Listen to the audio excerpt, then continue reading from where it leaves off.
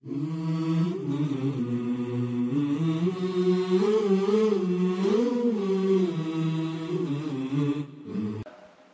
mung nama saja, bukan penting. Sing penting nikune hewan yang disembelih pada hari penyembelihan. Tapi kita perlu mendefinisikan nama supaya kita tidak salah tidak salah menentukan kejadiannya. Lha kok saged dhab niku nek cara ten kamus gambare kadal. Kan ngoten. Dadi tekan Indonesia dadine mencawak. Nggih, leres nggih.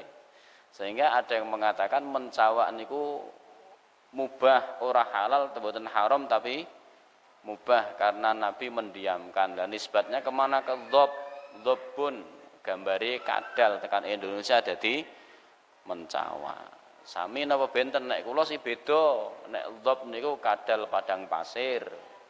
Yang konon katanya tidak makan hewan tapi makannya napa?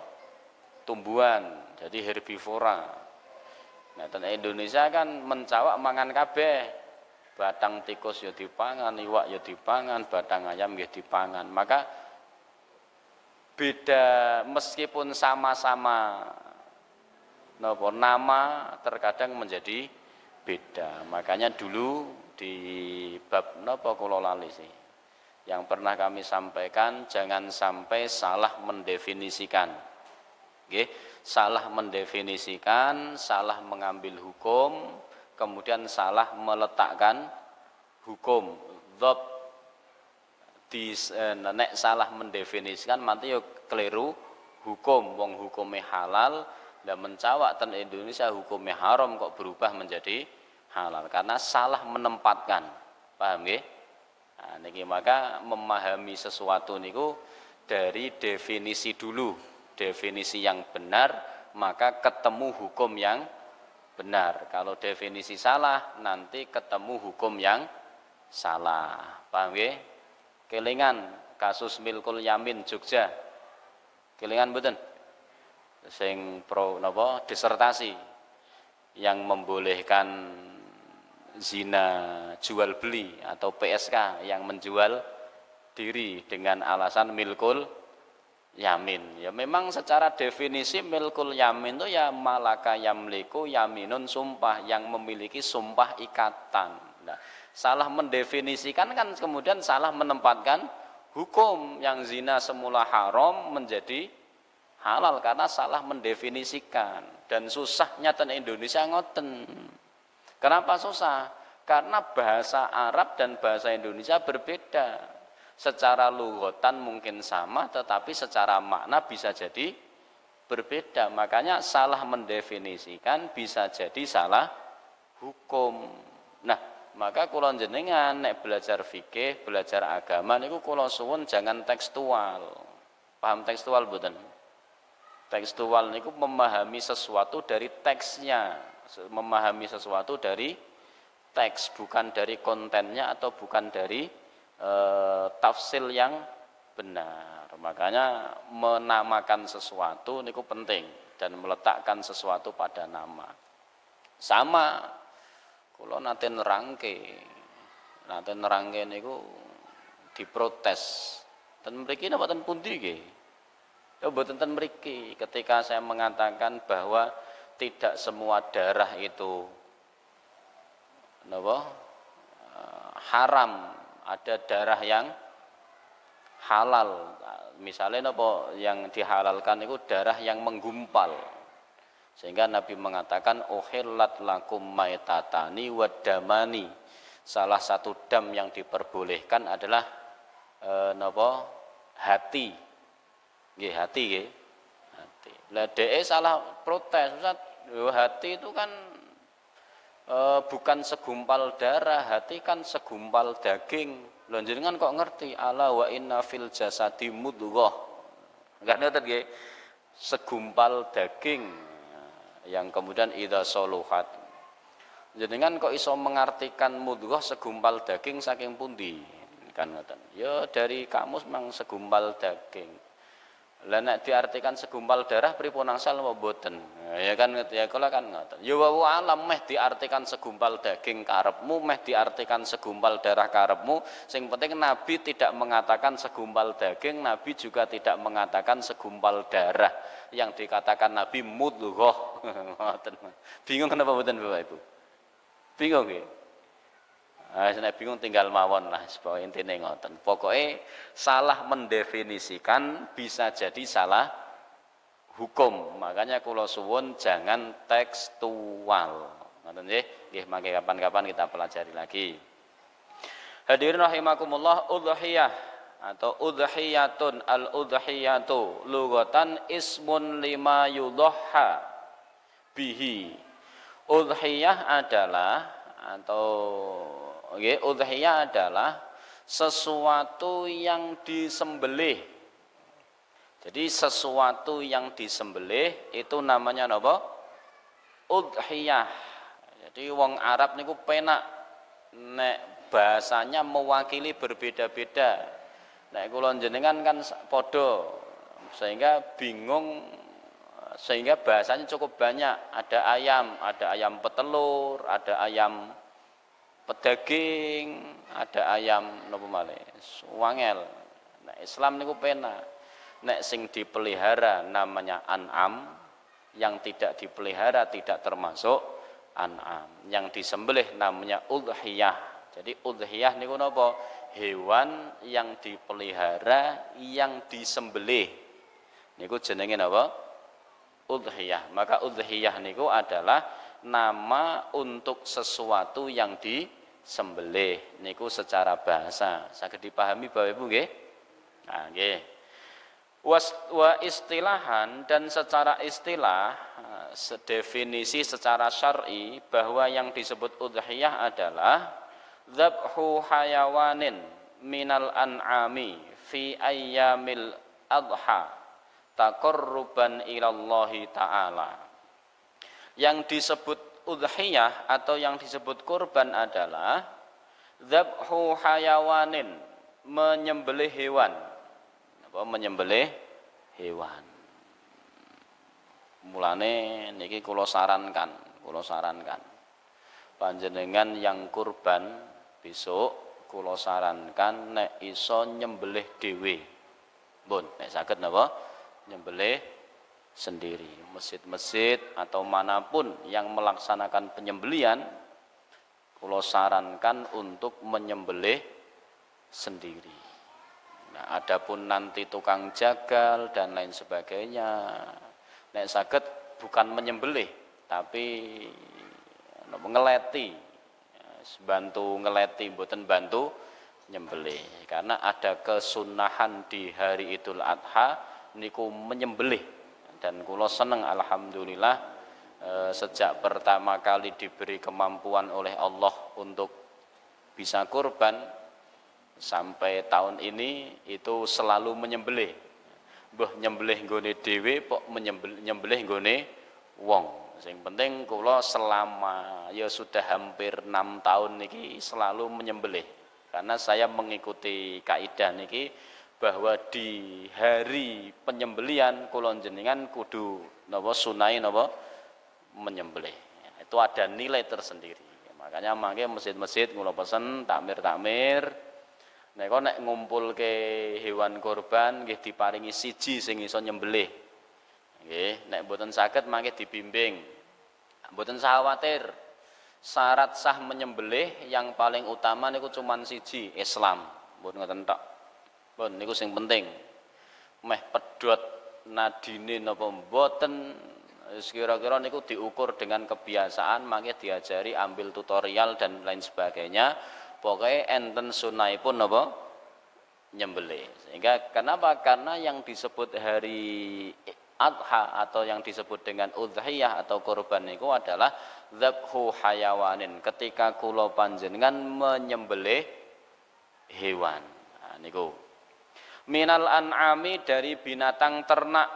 Napa binatang ternak? Secara bahasa di sini menggunakan binatang ternak. Tetapi secara definitif di sini cuman terhitung 1 unta, 2 sapi, 3 kambing. Ada pengecualian termasuk di dalamnya kerbau. Karena kerbau nanti masuk definisi nopo? Sapi. Paham nggih? Jadi meskipun di sini menggunakan kata binatang ternak, bukan berarti semua binatang ternak. Arupi ayam. Enten sing ternak ayam enten mboten? Enten. Sing ternak kelinci wonten? Enten. Sing ternak ikan enten? Enten. Itu kan binatang ternak. Ndak, binatang ternak di sini ada definisi khusus yang kemudian disepakati. Niki pentingnya kenapa kita belajar fikih lewat ulama. Mboten belajar fikih lewat awake dhewe. Lah kenapa kalau kita belajar fikih lewat diri kita sendiri, kita tidak paham metodologi pengucapan kalam dan pemahaman. Apa yang umum, mana yang khusus. Mun nate belajar dereng. Nah, meskipun jenengan di sini terdengar menyembelih binatang ternak, ayam termasuk ternak mboten? Termasuk nggih? Oh berarti oleh nyembelih ayam mboten. Di sana ada kaidah pemahaman bahasa. Misalnya napa? Setiap kata umum pasti ada pengecualian. Maka kula jenengan sing tekstual niki bahaya, memahami syariat kok tekstual bahaya. Bahayane pripun? Karena kita tidak paham metodologi.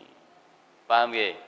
Meskipun di sana tersebut binatang ternak, bukan berarti semua binatang ternak. Di sanalah kita butuh pendapat ulama yang mengecualikan bahwa binatang ternak yang dimaksud adalah unta, sapi atau kerbau, kemudian kambing.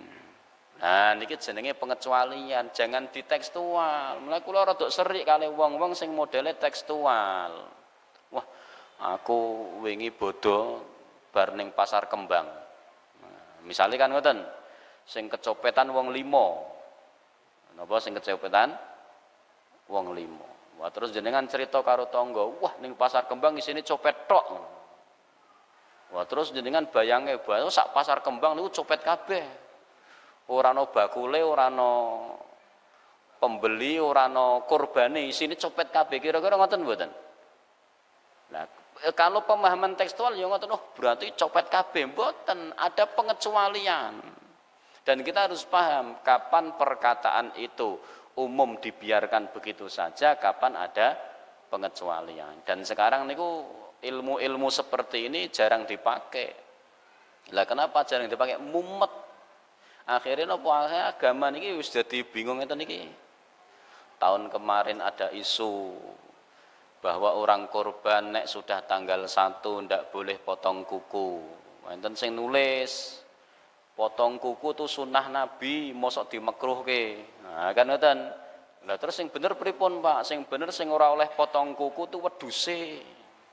Fal yumsik an sya'rihi wa adfarihi, jangan potong rambutnya, jangan potong kukunya. Itu sing dimaksud sing dipotong kuwi sing ora oleh dipotong kuku wedhuse karo kuku karo rambut. Wedhus lah kula mikir sejak kapan wedhus potong kuku niku? Kan ngoten Bapak Ibu. Karena dia tidak paham mana lafadz am dibawa keumuman, mana lafadz khusus dibawa kekhususan. Maka potong kuku itu sunnah secara umum, tapi secara khusus dilarang bagi yang mau berkurban. Nah niku jenenge metodologi napa? Kalam. Mulane kan kula sarankan nek mboten saged ilmu ngeten niki ora usah keminter rujuk Quran Sunnah. Mun ngeten niki mawon penak, ikut pendapat ulama mawon. Ora usah mikir dhewe. Tiwas mikir dhewe hasilnya salah kan mubadir. Mending mikir pendapat ulama yang jelas-jelas hasilnya napa? Bener. Paham mboten niki Bapak Ibu? Nggih, maka meskipun di sini secara definisi dikatakan bahwa kurban itu menyembelih binatang ternak, tapi bukan semua binatang ternak, hanya terbatas napa? kambing, napa? Unta, sapi atau kerbau, kemudian kambing. Oh, tetangga saya ternak kuda ning Flores oleh mboten kurban napa? Kuda. Ya nek menurut pendapat ini mboten angsal. Kenapa? Karena dia bukan binatang ternak yang lazim dan tidak disepakati. Paham nggih? Sami jenengan ora seneng beras, bahwa zakat fitrah itu makanan pokok. Lah makanan pokok saya jagung kok. Jenengan sedekah napa fitrah jagung ngoten? Mboten, ada keumuman, ada kesepakatan, dan para ulama sudah menyepakati yang dibolehkan untuk dikorbankan hanya napa? Unta, sapi atau kerbau, kemudian kambing. Paham nggih? Jadi mboten kena kelinci, mboten kena napa? Iwak lele mboten kena. Jadi cukup niku mawon. Fi ayyamil adha, di hari penyembelihan. Jadi penyembelihan dari binatang ternak pada hari penyembelihan yang sudah ditentukan 10, 11, 12. Nggih. Pinten mau? 10, 11, 12. Lah 13 masuk mboten? Ayo iki rada mikir sithik. 13 masuk mboten? Ayo kira-kira 13 masuk mboten? Kok saged? Ayo nggih.